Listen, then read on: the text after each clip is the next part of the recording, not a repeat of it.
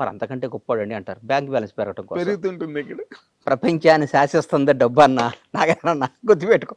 ఇవన్నీ ఊరికే time pass నా కొడుకులు అందరూ పెట్టుబడి లేదు కాబట్టి. ఇందాక మాట మాత్రం సూపర్.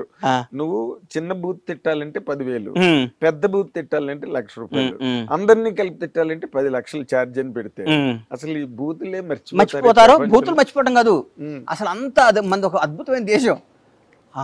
స్వామి బాగున్నారా, మీరు ఎంత మంచివాళ్ళు అండి అని వెళ్ళి పక్కన చెక్ చేసుకుంటాడు నేను బ్యాలెన్స్ పెరిగిందా అని. ఇన్నర్ వాయిస్ బయటకి ఎందుకు వస్తాడు? నా కొడుకులు వీళ్ళకి ఏందన్న జీవితం ఏం తెలుసు అన్న. ఒకటి విమర్శించడం ఈజీ, చాలా ఈజీ. వాడు ఏందండి, వాడు ఏందండి, వాడు అచీవర్ అండి. కాదండి ఇప్పుడు మీరు కాబట్టి అడగడం. ఇప్పుడు చాలా ఈ లౌక్యాలు ఇవన్నీ చాలా అందరిలోని ఉన్నాయి. అందరిలో ఉన్నాయి కాదు, ప్రతి ఒక్కళ్ళు ఉందే ఫస్ట్ లౌక్యం. లౌక్యం నా మాటను ఆ లౌక్యం లేనాడే బండ్ల గణేష్. అదే అంటున్నా నేను అన్న ఒకటి గుర్తుపెట్టుకోనయ్యా, నా మనసుకి ఏది నచ్చితే అది మాట్లాడతా. అవును, నా మనసుకి ఏది ఇష్టమైతే అది మాట్లాడతా. అవును, అవసరమైతే ఈడు నా అనుకున్నాడు కూడా ఎదురు తిరుగుతా. గుర్తుపెట్టుకో, భవిష్యత్తులో అవి కూడా చూస్తాను. ఈడు నా ప్రాణం అనుకున్నాడు కూడా గొడ్డలు ఇప్పేస్తా నాకు నచ్చకపోతే. నా ప్రాణం అనుకున్నాడు కూడా గొడ్డలు ఇప్పేస్తా నాకు నచ్చకపోతే. నా క్యారెక్టర్ అది. అంతేగాని మనసులో ఒకటి పెట్టుకొని కడుపులో ఒకటి పెట్టుకొని నా ప్రాణం పోయినా చేయను, నా ప్రాణం పోయినా చేయను. నేను ఎట్లయినా బతుకుతా, ఏ స్థాయి బతుకున్నది ఎట్లయినా బతుకుతా. నాకు ఆ నమ్మకం ఉంది. ఎవరిని యాచించకుండా నేను బతికినంతకాలం బతికే శక్తి భగవంతుడు నాకు ఇచ్చాడు. ఆత్మను చంపుకోను, మనసును చంపుకోను, మెహర్బానీ కోసమో, ఒకరిని పొగడటం కోసమో, ఒకరిని అన్నా నువ్వు సూపర్ అంటం కోసం నేను బతకను. నా కోసం, నా కుటుంబం కోసం, నాకు నచ్చిన విధంగా. లౌకిక ప్రపంచంలో ఈ వ్యవహారాలు మీరు ఎలా నడుపుతారండి? వ్యాపారాలు చేస్తున్నారు, సినిమాలు తీయబోతున్నారు, ఎలా కాదు అంటే డైరెక్ట్ గా వెళ్ళి ఇష్టం చేసి మాట్లాడేస్తే. తప్పు చేస్తే కూడా నేను పొగడమంటావా ఏంటి? నువ్వు తప్పు చేసావన్నా, నువ్వు నచ్చలేదు, నేను నిన్ను విపరీతంగా ప్రేమించానన్నా, 4-5 సార్లు ప్రేమిస్తా అన్నావు అనుకో, 5వ సారి తీసి నోట్లో పెడతా. నీకు అర్థం కదా? నేను నా ఇచ్చిన ప్రేమ నువ్వు తీసుకోవాలి. తీసుకోకపోతే నేను దూరం, తీసుకోకపోతే వదిలే, నీ దగ్గర రాను, నీ దగ్గర నేను రానన్నా, రావడానికి ఇష్టపడను. కానీ నువ్వు నన్ను గెలకాలని ప్రయత్నించో, నన్ను ఎక్కడన్నా మాట్లాడేవు అనుకో, నేను బతకనిస్తానా అన్న? నువ్వు ఎవడవైనా కానీ నిన్ను బతకనిస్తానా? అసలు ప్రశ్న లేదు. నిన్ను బతకని సంఘటనలు కూడా నాకు తెలుసు కాబట్టి బతకని నేను అయ్యో నేను ఇష్టపడి గౌరవంతో ప్రేమతో ఉంటా, అంతేగాని భయపడి మాత్రం నా ప్రాణం పోయినా ఉండను ఎవడైనా కానీ. అది నేను అంటుంది సార్. ఇప్పుడు నేను ఎందుకు మాట్లాడుతున్నానంటే, మీరు ఈ మధ్య రోజుల్లో కొంచెం లౌక్యం ప్రదర్శిస్తున్నారేమో అని అనిపించిన సందర్భాలు నాకు 1-2 ఉన్నాయి. అదేంటంటే, హైడ్రా అనేది సినిమా ఇండస్ట్రీలో ఫస్ట్ నాగార్జున గారిది అన్కన్వెన్షన్ కూల్చినప్పుడు కూడా మీరు ఏమి పెద్ద మాట్లాడినట్టుగా దాఖలాలు లేవు. అన్న ఒకటి గుర్తుపెట్టుకున్నా, బేసిక్గా చెప్తున్నా, నేను కాంగ్రెస్ కార్యకర్తని. నేను ఈ 1 year ముందు కూడా గత 10 ఏళ్ళు ప్రతిపక్షంలో ఉన్నా. మా నాయకుడికి పట్టాలు ఇచ్చాం. ఆయన ముఖ్యమంత్రి, ఒక ముఖ్యమంత్రి పదవి ఊరికే రాలా. ఆయన జీవితాన్ని, ఆయన కుటుంబాన్ని, ఆయన జీవితాన్ని పణంగా పెట్టాడు. ప్రాణాలని పణంగా పెట్టాడు. 100%. రేవంత్ రెడ్డి అని ఆయన ప్రాణంగా పణం పెట్టాడు. పొరపాటున చాలా మనసాక్షి ఒక మాట చెప్పాలి నీకు, పొరపాటున మేము రాలేదనుకో, ఫస్ట్ విక్టిమ్ రేవంత్ రెడ్డి గారే. 100%. ఆయన బ్రదర్స్ ఫ్యామిలీ రేవంత్ రెడ్డి గారి తర్వాత వాళ్ళ బ్రదర్ కొండలరెడ్డి వాళ్ళందరూ చెప్తున్నాం, వాళ్ళు ఒక నిబద్ధత గల మనుషులు. నేను ఒక్కోసారి వాళ్ళ బ్రదర్ని అడిగా, కొండలన్న నువ్వు మంచి పదవి తీసుకోవాలి అన్న. నాకు వాళ్ళ కుటుంబంతో నా సన్నిహితం, నాకు అట్లా చనువు సన్నిహితం బాగా దగ్గర. నాకు అన్న, నేను బతికేది నా అన్న కోసం, నా భార్య నా కొడుకు కంటే నాకు నా అన్న ముఖ్యం, నా అన్న జీవితం ముఖ్యం. నా అన్నను ముఖ్యమంత్రిగా చూడటం నా జీవితంలో నాకు పెద్ద పదవి, నాకు ఏ పదవి వద్దు, నాకు ఏ రూపాయి వద్దు అన్నాడు. Very good. ఎందుకంటే ఆ స్టేజ్కి వెళ్ళిన తర్వాత ఏదో ఒకటి పెద్ద స్థాయి లాక్కుందాం. నేను ఎంతమందిని చూశానన్న ముఖ్యమంత్రుల్ని. నేను హైదరాబాద్కు వచ్చిన కొత్తలో రామారావు గారు అత్యంతంగా ఎలక్షన్కి వెళ్ళిపోయి ఓడిపోయారు. తర్వాత చెన్నారెడ్డి గారు, తర్వాత నిదురుమల జనార్దన్ రెడ్డి గారు, కోట్ల విజయభాస్కర్ రెడ్డి, అంటే నీ పక్కన యూసఫ్ కూడా ఈ సీనియర్ కానీ అందరి దగ్గర నుంచి చూసినండి కదా. విజయభాస్కర్ రెడ్డి గారు, తర్వాత చంద్రబాబు మళ్ళీ రామారావు గారు రావటం, చంద్రబాబు గారు ముఖ్యమంత్రి అవటం, తర్వాత 10 ఏళ్ళు ఆయన ఉండటం, తర్వాత రాజశేఖర రెడ్డి గారు అవటం, తర్వాత రాజశేఖర రెడ్డి గారు మళ్ళీ గెలవటం, మళ్ళీ ఆయన ఓడిపోయినాక రోషే గారు చనిపోయినాక రోషే గారు అవటం, కిరణ్ అన్న అవటం, తర్వాత ఈ రాష్ట్రం విడిపోవటం, 10 ఏళ్ళు కేసు, ఇవన్నీ దగ్గర నుంచి ఇట్లా చూసినాండి నేను. నాకు గత 10 ఏళ్ళు నేను టీఆర్ఎస్ వాళ్ళ దగ్గరికి వెళ్ళలేదు, కానీ అంతకుముందు ప్రతి మంత్రి దగ్గరకో ముఖ్యమంత్రి దగ్గరకో ఏదో విధంగా వెళ్తూ ఉండేవాడినే నేను. నాకు తెలుసు కదా. వీళ్ళందరిలో Revanth Reddy family beautiful family అన్న నేను దగ్గర నుంచి నీకు చెప్తున్నా, నిజంగా చెప్తున్నా నేను. ఆయన పక్కన ఉన్నాళ్ళు ఏమైనా తప్పు చేసి ఆయన మీద, ఇప్పుడు నీ దగ్గర నీ టీంలో ఎవరు తప్పు చేసినా నాగేంద్ర కుమార్ టీం అంటారు కన్నా, అంటారు. మా దగ్గర మొత్తం ఒక 800 మంది వర్క్ చేస్తారు. మా ఫార్మ్స్లో కానీ అన్నిట్లో 800 మంది వర్క్ చేస్తారు. 800 నుంచి 1000 మంది ఉంటారు. వాళ్ళలో ఎవరు తప్పు చేసిన బండ్ల గణేష్ పౌల్ట్రీలోనే అంటారుగా. అవును, అంతే. ఇంకా వర్కర్ల పేర్లు చెప్పరు, అంతేగా. అక్కడ వాళ్ళు ఎవడో తప్పు చేసి ఆయన అంటే, వాళ్ళు ఎవడో తప్పు చేస్తే సీఎం గారు బ్రదరో సీఎం అంటే అది పాపం మనకి ఎట్లా వస్తుంది అని నా ఫీలింగ్, అంతే. Of course. నేను అన్నది ఏంటంటే, అలాంటి హైడ్రా లాంటి సందర్భం జరిగి మొట్టమొదటే నాగార్జున గారి తాలూకు కన్వెన్షన్ టార్గెట్ చేసి దాన్ని ఓవర్ నైట్ కూల్చేసి దానికి ఏదో ఒక నోటీసులు లేకపోతే ప్రయర్ ఇన్ఫర్మేషన్ ప్రిపరేషన్ ఏమి లేదు. అసలు అలాంటివి జరుగుతున్నప్పుడు హైడ్రా మీద కూడా చాలా వ్యతిరేకత వచ్చింది ఓవరాల్ గా. అంటే నేను చెప్పలేను, అంటే నేను ఒక సినిమా రంగానికి సంబంధించినాడిగా, అందుకే సినిమా వాళ్ళంటే ప్రాణం నాకు. ఈ రోజు కూడా చెప్తున్నాను, నువ్వు రాజకీయం సినిమా అంటే, సినిమా సూర్యుడైతే రాజకీయం అనేది నేను దానికి విలువ కట్టలేను అసలు. నాకు అంత సినిమా ఇండస్ట్రీ అంత గొప్పది. కళామతల్లి చాలా గ్రేట్ అన్న. సినిమా రంగం ఒకటి గొప్ప విషయం చెప్తాను మీకు, ప్రపంచంలో దేనికైనా రిజర్వేషన్ ఉందన్న, దేనికైనా. ఐఏఎస్లకి ఐపీఎస్లకి ఎనీథింగ్, ఎమ్మెల్యే అవడానికి ఎంపీ అవడానికి ఉంది. సినిమా రంగంలో రిజర్వేషన్ ఉందన్న, దాన్ని మించింది ఇంకేముందన్న. సినిమా రంగంలో రిజర్వేషన్, టాలెంటే రిజర్వేషన్, అంతే. టాలెంట్. తమిళనాడు వెళ్తున్న విజయ్ ఒక క్రిస్టియన్ ఎస్సీ, అవును, టాలెంట్. ఎంతమంది రజనీకాంత్ క్రాచ్ చేసాడు ఇలా. మనం అందుకని ఎవరికి టాలెంట్ ఉందో, ఎవరికి దమ్ము ఉందో, ఎవరికి ఏముంది, ఏ రిజర్వేషన్ లేదు. పలానా ఆయన కొడుకు ఆయన సినిమా చూడాలని లేదు. అవును, అసలు అలాగైతే ఎన్ని సినిమాలు ఆడాలి. అంతేకన్నా. RTC driver conductor Yash, driver కొడుకు యాష్ ఇవాళ కన్నడ సూపర్ స్టార్. అవును, కరెక్ట్. చిరంజీవి గారు నాన్న కానిస్టేబుల్, మెగాస్టార్. అవును, ఆయన ఎంతమంది ఒక తరాన్ని తీసుకొచ్చాడు, ఎంతో మందికి ఒక భరోసా కల్పించాడు కదన్నా.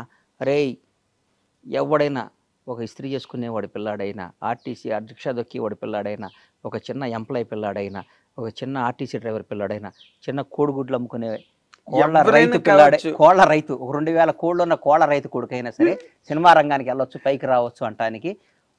ఎట్లా వస్తాం రా మనం, మన రానివ్వరు రానే వాళ్ళకి. నాన్న చిరంజీవి వాళ్ళ నాన్న మేము కానిస్టేబుల్ అంట, నాన్న మెగాస్టార్ కాలేదా అని గొడవ పడే స్థాయికి తీసుకొచ్చి ప్రపంచానికి ధైర్యాన్ని తీసుకొచ్చి ప్రపంచానికి భరోసా ఇచ్చిన వ్యక్తి మెగాస్టార్. మనం అట్లాంటప్పుడు దాని సినిమా రంగం అనేది, చిరంజీవి గారు వచ్చాడు రాజకీయాల్లోకి, కేంద్ర మంత్రి పదవి చేశారు, అన్ని చేశారు. ఈ మనకి మన స్టైల్కి నచ్చదరా అన్నాడు. షర్ట్ తిప్పినంత ఈజీగా రాజకీయాన్ని పక్కన పడేసాడు. ఆయన ఒరిజినాలిటీ చేసుకున్నాడు, బ్రహ్మాండంగా యాక్ట్ చేసుకుంటున్నాడు.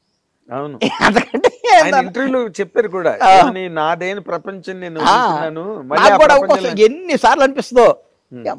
మనం 15 సంవత్సరం వచ్చాం, నాకు ఏజ్ ఆఫ్ 15 ఇయర్స్ ఇండస్ట్రీకి వచ్చా కదన్నా. నేను 16 సంవత్సరం ప్రేమ ఖైదీ యాక్ట్ చేస్తుంటే జూనియర్ ఆర్టిస్ట్గా మేము అందరం ఇన్స్టిట్యూట్ నుంచి తీసుకొస్తే మీరు వచ్చేవాళ్ళు. మీరు ఆంధ్రజ్యోతిలో దీంట్లో రిపోర్టర్గా ఉండేవాళ్ళు. అప్పుడు చూసేవాడు నాగేంద్ర కుమార్ గారు. అప్పటి నుంచి మీరు అంటే దాదాపు 36 ఇయర్స్ అప్పటి నుంచి చూస్తున్నా కదా. అందుకని సినిమా రంగంలో ఉన్న ఆనందం, సినిమా రంగంలో ఉన్న దీంట్లో ఉందన్న. 1,00,000 కోట్లు ఉండొచ్చు అన్న, అవతలాడికి 1,00,000 కోట్లు ఉండొచ్చు. సినిమా హీరో, సినిమా డైరెక్టర్ వస్తే వాడు లేచి నుంచోవాల్సిందే. సక్సెస్ఫుల్ మనిషి వస్తే, ఎవడన్నా ఆయన మొన్న ఈ మధ్య పెద్ద ఆయన బర్త్డే చేసుకున్నాడు, సినిమా హీరోలు నీ స్పెషల్ ఫ్లైట్లు వేసుకొని తీసుకెళ్ళి చేసుకున్నాడు. ఆయనకి ఎంతో డబ్బు ఉంది, ఎంతో మంచోడు. కానీ వీళ్ళందరూ ఆయనకి వాల్యూ ఎక్కడొచ్చింది? సినిమా రంగం. సినిమా వాడండి అంటారు. సినిమా వాడు లేకపోతే జీవితం గడవదు. అవును, ఆ చిన్న చూపు. ఇప్పుడు మీరు అది క్రాస్ చేయలేదా? బొక్కలేనా అందరు పిచ్చినా కొడుకులా వీళ్ళందరూ. వీళ్ళకి ఏం తెలుసా నా సినిమా అంటే, ఊరికే వాళ్ళకి నచ్చదు కదా. అది మన వాళ్ళలో ఉంటారు కదా, వాడండి ఊరు వదిలిపెట్టి వెళ్ళిపోయి డబ్బు సంపాదించాడు, నేను అందుకనే ఊళ్ళోంచి వెళ్ళకుండా మనకి ఈ పొలం మన వ్యవసాయం మన కథ అంటుంటాడు. మీ గురించి ఎవరినైనా మనిషి నైజం అది. వాడు అసంబద్ధుడు, వాడు అరుగు మీద కూర్చొని లింగి కట్టుకొని ఈనాడు పేపర్ చదివి ఒక సొట్ట కాల్చుకొని ఇంటికి వెళ్ళి అన్నం తిని పడుకొని వాడు అదే వాడి జీవితం. వాడు నువ్వు సాధించి హైదరాబాద్ వచ్చి ఒక 1000 కోట్లు సంపాదించి ఆ 1000 కోట్లు అందరికి దానం చేసి మళ్ళీ ఊరు పోయి రేగు మీద అరుగు మీద కూర్చొని మాట్లాడు. అంటే కాదు, ఈ మధ్య రోజుల్లో మన సినిమా పరిశ్రమకి సంబంధించి ఇప్పుడు ఎవడ సినిమా వాడిని ఎవరు విమర్శించలేదన్న నువ్వు. ఒకప్పుడు చేసేవాళ్ళు అట్లా, ఇప్పుడు సినిమా అంటలే. ఎందుకంటలేదంటే సినిమా అనే దాని స్టామినా, సినిమా పవర్ వాళ్ళకి అర్థమైపోయింది. దాని రేంజ్, సినిమా రేంజ్ మారిపోయింది. సినిమా రంగంలో ఉండటం అనేది పూర్వజనం సుకృతం నాగేంద్ర అన్న. అది అవును, దానిలో డౌట్ లేదు. ఆల్మోస్ట్ 40 ఏళ్ళుగా ప్రయాణం చేస్తున్నారు. పూర్వజనం సుకృతం అది. ఎవడన్నా సినిమా వాడు వాడికి 1,00,000 కోట్లు కాక మన దగ్గర 10 కోట్లు ఉన్నాయి. మరికొన్నకి కాళ్ళకి ఆడుంది ఏం లేదు. వాడితో పైరు వీళ్ళు చేయాలి, బతిపాలు కావాలి, ఆడిని ప్యాంపరింగ్ చేయాలి, ఈయన ప్యాంపరింగ్ చేయాలి, సార్ అది చెప్పాలి, ఆడికి పార్టీలు ఇవ్వాలి, వీటికి ఇది చేయాలి, మాకు ఈ పని చేయాలండి, మాకు ఇది చేయమండి, మీకు ఇది ఇస్తామని 100 రకాలు మాట్లాడాలి. సినిమా రంగం కూడా మంచి కథ రాసుకొని ఒక అద్భుతమైన బ్లాక్ బస్టర్ కొట్టా అంటే వాడి హ్యాట్స్ ఆఫ్ వాడికి. కాదండి, ఇప్పుడు మీరు cinema, I know you're a true lover of cinema industry. మీకు రాజకీయాల్లోకి వెళ్తే మీకు చాలా చోట్ల మీరు చాలా వ్యవహారాలు సాధించి ఉండేవారు, కానీ ప్రత్యక్ష రాజకీయాల్లోకి మీరు ఎప్పుడు వెళ్ళలేదు. ఒక కాంగ్రెస్ సానుభూతిపరుడిగా మాత్రమే మీరు నిలబడ్డారు. నాకు రాజకీయం అంటే ఈ మధ్య భయం వేసేస్తుంది అన్న. ఎందుకంటే నా మెంటాలిటీకి బేసిక్గా మరీ 6-7 నెలల నుంచి ఇంకా భయం ఎక్కువైపోయింది. చీదీని అమ్మ రాజకీయం అనిపిస్తుంది ఒక్కోసారి. ఏం చేత ఎందుకోసం అంటే అన్నయ్య, కరెక్ట్గా కష్టపడ్డాడు గుర్తింపు ఉండదో. ఇక్కడ రాజకీయాన్ని డబ్బు డామినేట్ చేస్తుందన్న. ఒకప్పుడు విలువలతో ఎట్లా అబ్బా వాడు పనిచేశాడు. ఒకరోజు నా ప్రత్యక్ష సాక్షి, నేను ప్రత్యక్ష సాక్షిని భలే గుర్తొచ్చింది నాకు. బొత్స సత్యనారాయణ గారు పిసిసి ప్రెసిడెంట్, నంబర్ 7 మినిస్టర్స్ కోర్సులో కూర్చున్నాం. మహానుభావుడు సోమయాజులు గారిని గురుగారు చచ్చిపోయారు, రాజశేఖర రెడ్డి గారు ఫైనాన్షియల్ అడ్వైజర్. బొత్సన్న, నేను, సోమయాజులు గారు, వట్టి వసంత కుమారు ఎవరో అందరం కూర్చొని ఉన్నాం. కూర్చొని ఒక ఆయన ఉంటే ఒక రాజ్యసభ సీటు ఎవరికి ఇవ్వాలి అనుకుంటున్నారు. ఎవరికి ఇవ్వాలి అనుకుంటుంటే 4-5 పేర్లు వచ్చినాయి. పొద్దు వాడు ఆంధ్ర నుంచి ఆయనకి ఇచ్చాం, రాయలసీమ నుంచి ఆయనకి ఇచ్చాం, ఇక్కడ ఉన్నాను. ఎవరైనా ఈ తెలంగాణ ప్రాంతం నుంచి మంచి బీసీ వాడికి ఇవ్వాలంటే ఒక పెద్ద పేర్లు, ఆ డబ్బు నడిపేరు, ఈ డబ్బు నడిపేరు వచ్చింది. ప్రత్యక్ష సాక్షిని ఒక రాజకీయం గురించి చెప్తే కొద్దిసేపు పాపం ఆయన ఆలోచించి ఫోన్ చేసి గాంధీ భవన్కి ఫోన్ చేశాడు. రేబాల భాస్కరో ఎవరో ఒక ఆయన ఉన్నాడు, వరంగల్. ఆయన తర్వాత ఒక భాస్కర్ ఏదో సంథింగ్ పేరు ఒక ఆయన ఉంది. ఆయన గాంధీ భవన్లో చిన్న పని చేస్తుండేవాడు ఆఫీస్లో. మరి ఆయన అర్జెంటుగా నా అప్లికేషన్ నింపమని చెప్పన్నాడు. నేను పక్కన షాక్ అయ్యాను. ఆయనకి ఏంటన్నాయి అంటే 30 ఏళ్ళ నుంచి పార్టీ ఆఫీస్లో నమ్ముకొని పనిచేస్తున్నాడు, ఆయనకి ఇవ్వకూడదా అని ఆయనకి రాజ్యసభ ఇచ్చాడండి. ఆయనకి రాజ్యసభ ఇచ్చాడు. ఆయన వరంగల్ ప్రాంతం, ఆయన పేరు మర్చిపోయి భాస్కరో ఏదో ఉందా ఆయన చెక్ చేసుకొని అది రాజకీయం.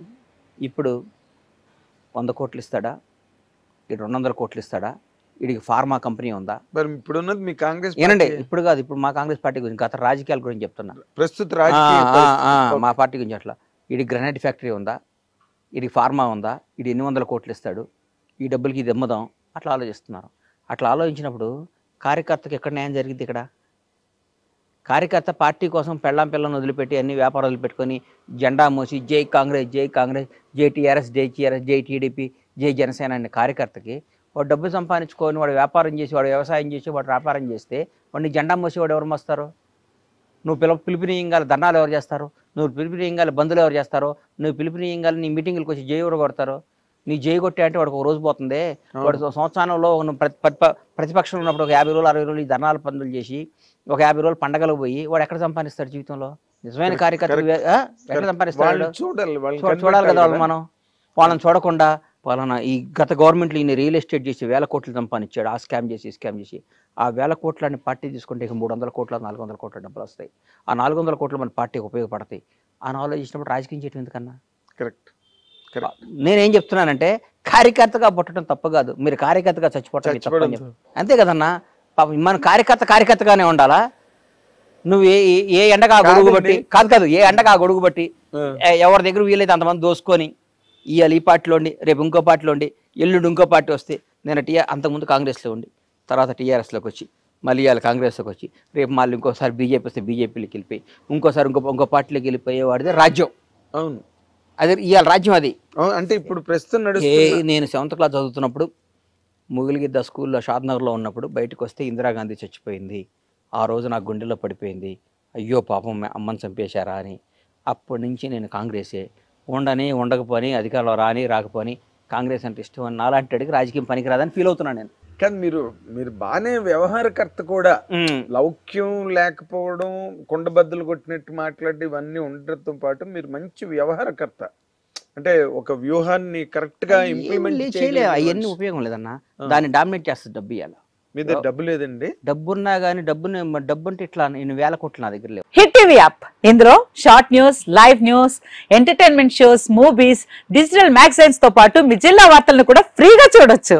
ఇంకెందుకు ఆలస్యం, వెంటనే హిట్ టీవీ యాప్ ని డౌన్లోడ్ చేసుకుని ఫ్రీగా ఎంటర్టైన్మెంట్ పొందండి. Hit TV app, hit TV app, please download hit TV app. Hit TV app ని ఫ్రీగా డౌన్లోడ్ చేసుకుని ఎంజాయ్ చేయండి. మీకు నచ్చిన ఎంటర్టైన్మెంట్ కోసం హిట్ టీవీ యాప్ ని ఫ్రీగా డౌన్లోడ్ చేసుకుని ఎంజాయ్ చేయండి. హిట్ టీవీ యాప్ ని డౌన్లోడ్ చేసుకుని ఆస్వాదించండి, ఆశీర్వదించండి. ఇంతమంది సెలబ్రిటీలు హిట్ టీవీ యాప్ ని డౌన్లోడ్ చేసుకోండి అని చెప్తున్నారంటే ఎంత మంచి యాప్ ఆలోచించండి. అమెరికా అమెరికా అమెరికా అమెరికాలో చదవాలనుకునే వాళ్ళకి విశ్వసనీయమైన పేరు మన శౌర్య కన్సల్టెన్సీ. UK లో 1 year masters, UK లో 1 year masters, 2 years work permit up to 5 years visa. Contact Saurya Consultancy. Contact 89851 89851.